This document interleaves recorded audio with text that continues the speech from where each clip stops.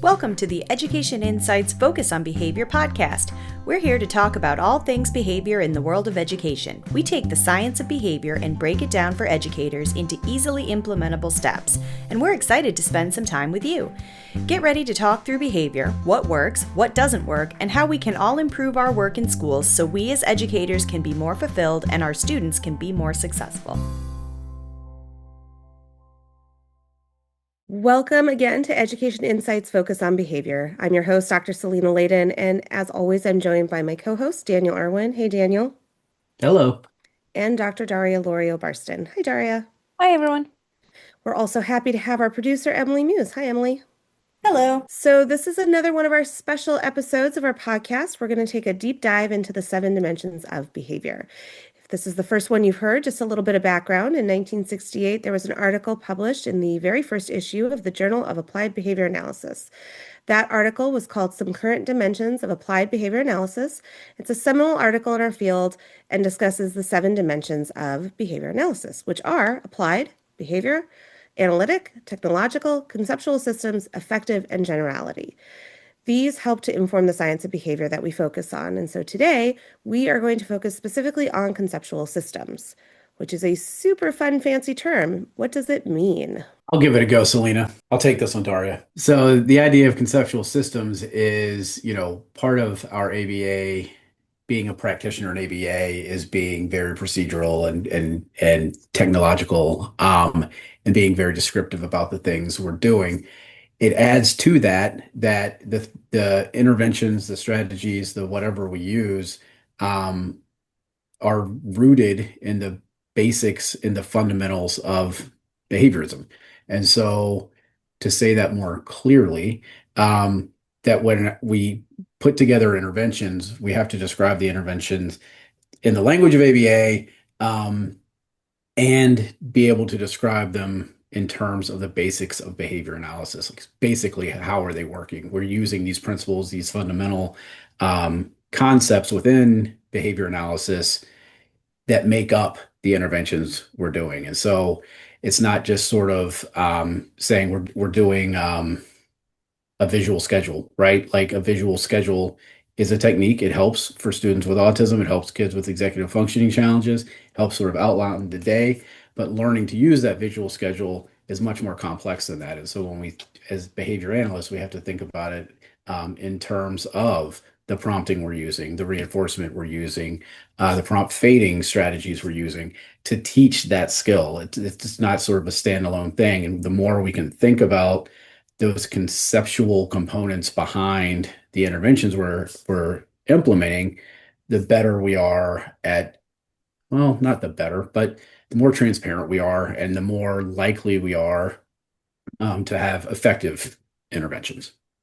Yeah, I think one of the things that's really important to remember is that behavior analysis is a science. It's not just a bunch of strategies. And so, being a science, we have our theoretical components, we have our experimental analysis of behavior analysis, we have our applied behavior analysis, and then we have the practitioner component. And conceptually systematic really is about, we don't just have strategies that we implement, that they are really tied to all the pieces of our science, including that theoretical component. Selena, you mean it's not just a toolbox? No, it's not just a toolbox. And I appreciate you feeding that right to me, Daria.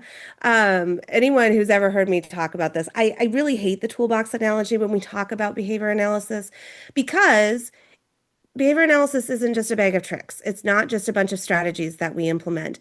And I think this is where a lot of confusion comes in, is if we don't understand where those strategies and tools come from and how they work and why they work, then one, we may not be implementing them very well. Two, if they break, we don't know how to fix them. There's a really great quote from this article that I'm going to read because it perfectly describes this. And it says, basically, being conceptually systematic, this can have the effect of making a body of technology into a discipline rather than a collection of tricks. Collections of tricks historically have been difficult to expand systematically, and when they were extensive, difficult to learn and teach. And I think that that is such a critical component. People do all sorts of things that are related to behavior analysis, right? Everybody in the world prompts and models, and those are things people do, but it doesn't necessarily mean that they're practicing behavior analysis.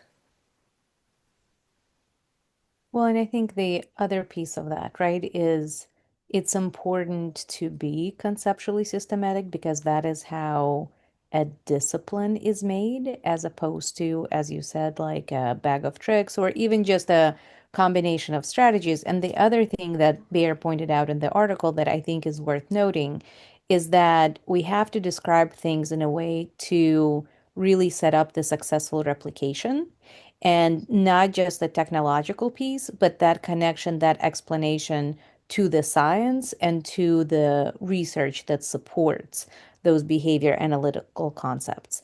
Um, so I think that it's perhaps one of the shortest parts of that Bayer article, but I think it's one of the most important ones because, again, for the lack of better term, I think conceptually it's really important to make sure we are making those connections so that people understand why things work, which then feeds into, to your point, Selena, then people can problem solve around things when they understand how the principles of behavior work. I think you can look at, I think maybe I'm repeating what you just said, Daria, but I think there's two ways to kind of look at it, right? And one is we can look at the interventions we're creating to make a change in a classroom, in a school, to change adult behavior, to change student behavior, right? All towards sort of this end goal of everybody getting along and getting great grades and graduating and living their best lives. So we can look at interventions we're putting together and ensuring along the way that we are rooting those in sound behavioral principles. I think it's also important that because we often aren't in control of every intervention that's happening and every tool that comes into the school, that we can look at things like curriculum, we can look at things like project-based learning and be able to make those activities, make those educational experiences align. We can look at the different factors that are helping create learning and break them down and use our behavioral technology, our behavioral vocabulary, and understanding of the principles of behavior to see what's working and what's not, maybe not working, or what maybe needs to be enhanced as part of some of these things that are part of every school, whether, like I said, like a curriculum, like a behavior intervention strategy, whether it's school wide, whether it's a classroom strategy or whatever. If we can sort of look at it and kind of break it apart based on those concepts within behavior analysis, then we can look at its efficacy and we can help improve it using what we know. All right. Well, it's a short part of the article, and I think we've definitely hit the highlights. I think the biggest piece here is really just that what we do is tied to our science. And if we don't make those connections explicit, nobody else is going to do that either. And so just keeping in mind that we just need to stay we need to stay aligned with our science. So, all right, with that, Daniel, Can I Daria, say one more of thing? course you I'm can. sorry, Selena. There's just this line. I read this article from 2024, which references your article from 2023. But it talks about conceptual systems and kind of the differentiation between the experimental analysis of behavior and applied behavior analysis. And the more and more practitioners, BCBAs, behavior analysts are in different settings, we really have to take a pragmatic approach to the interventions we're putting together. And one of the things that came to mind was NPDC, which is a wonderful resource, has sort of a how to teach a visual schedule, how to provide reinforcement, how to, right? And so it pulls from the research, from that experimental piece, or the more clinical side of things. Maybe that's the wrong word too. But when we're in applied settings, when we're in the settings where we're doing the work, we sort of have to have um, we have to have such a good understanding of what those principles are that make those interventions work that we can build them into the context in which we're working. And so while that provides a really good outline and it pulls directly from the research that's been done, that's been, those single subject case studies and these other very regimented kind of studies, we have to be able to sort of take those concepts and apply them in the setting that's going to be meaningful in context to all the different variations of reinforcement and motivation and availability of people, all the different things we have to kind of account for in schools. And so those are a great starting place. And our job as behavior analysts is to sort of look at how those apply given all the different variables that come our way. The NPDC, by the way, is the National Professional Development Center for Autism, and they have wonderful resources for that are very behavior analytic based for implementing in schools. So thank you for that reminder, Daria.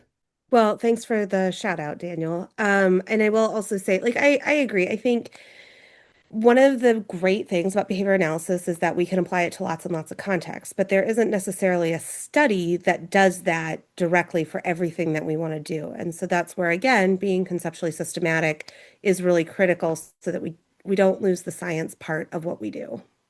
Well, with that, thank you, everybody. Daniel, Daria, pleasure. Always a pleasure. Emily, thank you for all of your help. My pleasure. And we will see our listeners on our next episode. Thanks for listening to Education Insights Focus on Behavior. We hope you enjoyed the conversation, and don't forget to subscribe so you never miss an episode. You can join the conversation by emailing us at cbis@odu.edu, visiting www.cbisva.org, or following us on Facebook, Instagram, X, or Blue Sky at CBISVA. Special thanks to the Virginia Department of Education for their support of this project.